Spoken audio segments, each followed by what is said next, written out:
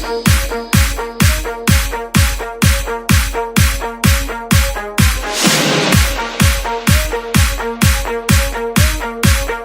intensity, the training across the board, the depth, everything's gotten higher this year. We've got a lot of new faces, 7 new faces on both sides for the men and women, so that's added depth immediately.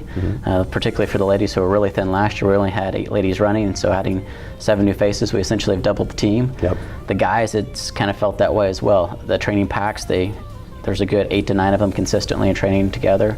The ladies, we usually have about 3 ladies up front on their own, and then after that we've got a pack of about 6 to 7 ladies working there. So the depth, as you're saying, is significantly stronger and deeper this year. From the coach's perspective, what makes this a good season for you?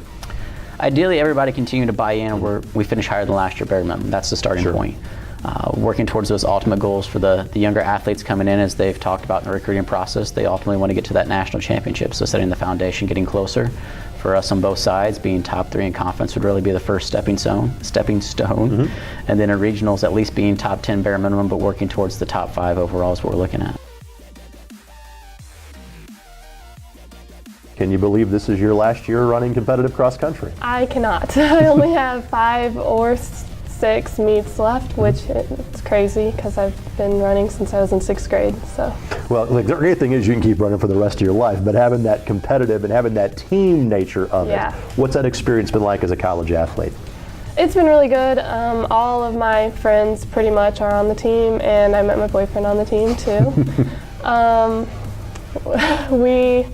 It's just been really great. We do like Secret Sis where we buy each other gifts for every meet, and it's nice to have people who like work with you during the workouts and can cheer you on and during the meets and everything. So, and the parents of the teammates are also really nice. Like, so you have a bunch of people yelling. It's an extended family, isn't it? Yeah, really.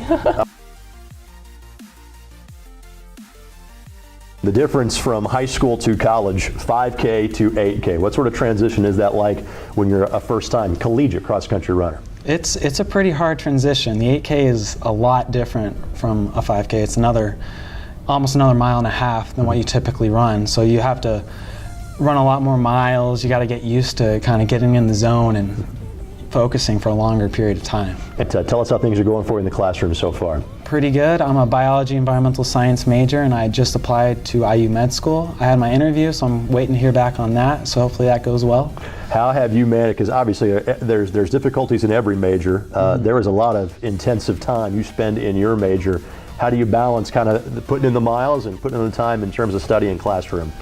You just got to be disciplined. You got to have a set schedule so you know kind of what you're doing at different times, and that's kind of how I do it. I make sure I set time to run, I make sure I set time to study, and then I base free time off of that once I got my first 2 major things in my life done. You're only a couple of years removed from running in high school. Why was coming to the University of Indianapolis the right decision for you, both from a cross-country standpoint, but more importantly from a student standpoint?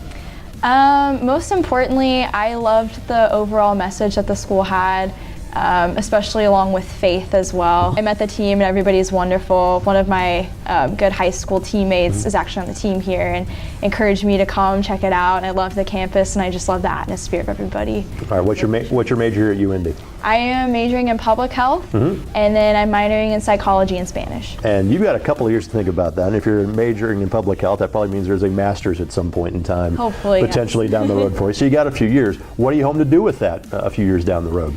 It's not set in stone quite yet, but I am thinking about getting a master's in public health, and I would love to do something with cancer research because I've had very many important people in my life, including one of my high school teammates who was diagnosed with leukemia, and it just really hit us all hard.